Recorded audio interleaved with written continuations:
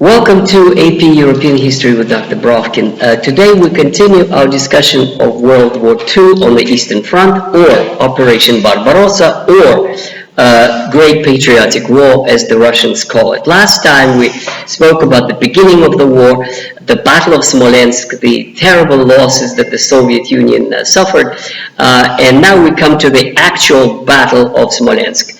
So we stopped discussing the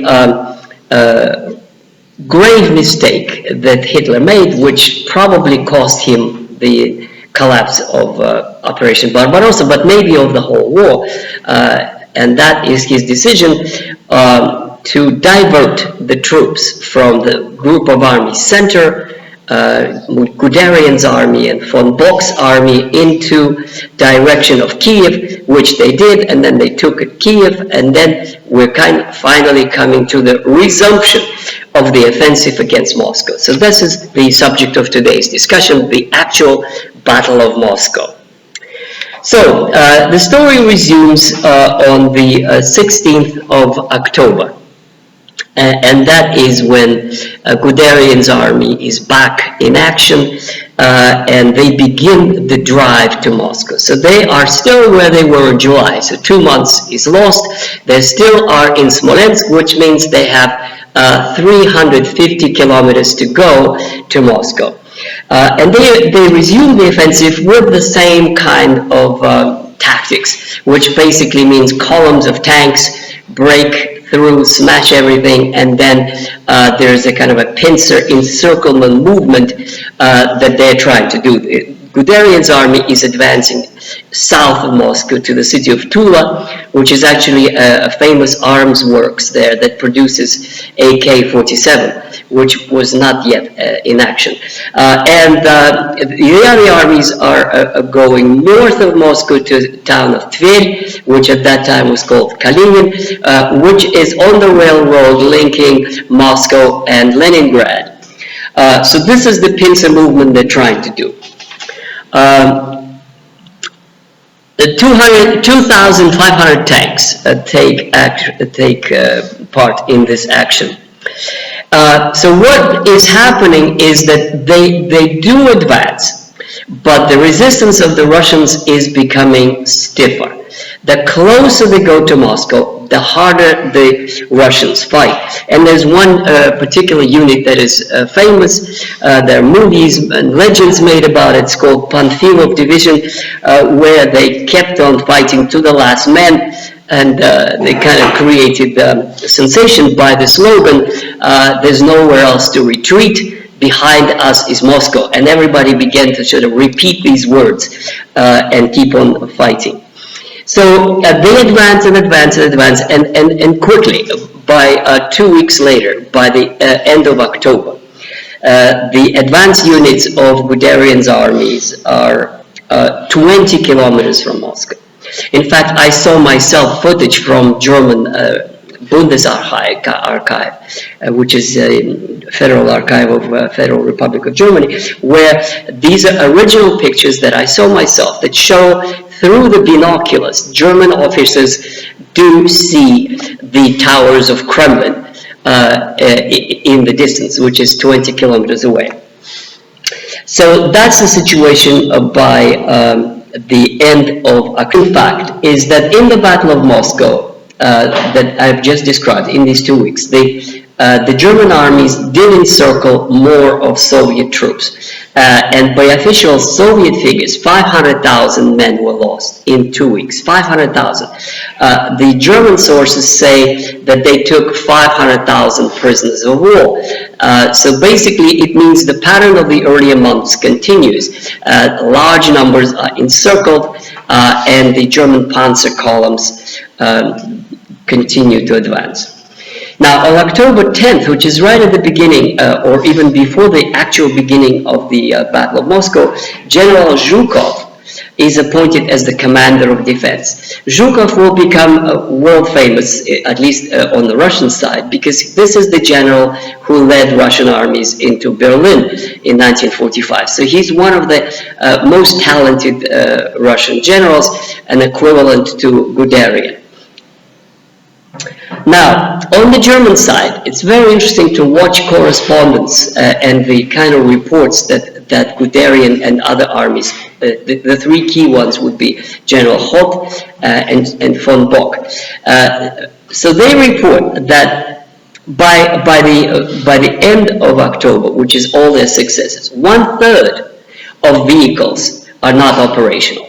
So in other words, they are, how come not operational? That means either they got stuck in mud or they've been shot at the increasing resistance of the Russian troops. He's also reporting that the troops are worn out, and most importantly, the combat strength of German units is 1/3 to 1/2 down. Now, that means that the Russians are fighting, even though huge numbers of them are encircled. You do have significant German casualties.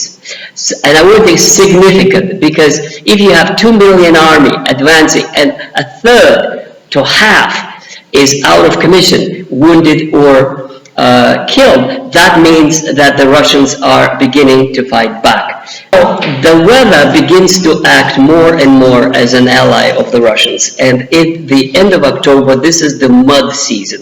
So in Russia, you do have summer, fall, and winter, and spring, and fall means rain. I mean, that's just almost identical. You could call that season rain season, because it just rains and rains and rains, and it's getting colder all the time. And since they were really dirt roads, that's what they are. They're dirt, and there are these pictures showing, German trucks and stuck in mud, and you have to push every vehicle so that it can pass through. It's easier to go on the fields than if there are fields, and a lot of them are forests. So this is the direction. Now, important town is Volokholamsk, which is about 15 kilometers from Moscow. That's taken, and the Germans are coming very, very close.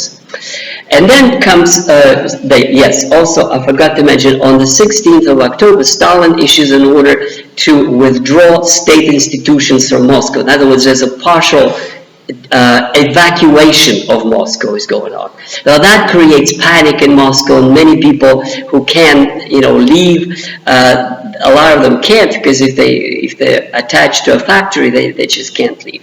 So to allay those fears that there's a evacuation, Stalin does something which is now in the annals of history, which is the parade on the 7th of November. The Revolution Day, the October Revolution Day, and their historical footage that shows, columns of Russian troops marching in front of Stalin, and then they take the metro and go to the last station, and from there on foot to the front, because the front line was 20 kilometers from Moscow. This is like a moment where you have, the Germans are literally outside of Moscow. Then comes winter, which is in the first days of November. The wind strikes, all the mud freezes, and the Germans are at first quite happy, because that means that they can move faster, that now the roads are solid. But little did they know that this was going to be the coldest winter on record. This is the amazing thing. If people were religious, they would think this is the hand of God, because that was, and to the present day, it is the coldest winter on record, which is minus 45.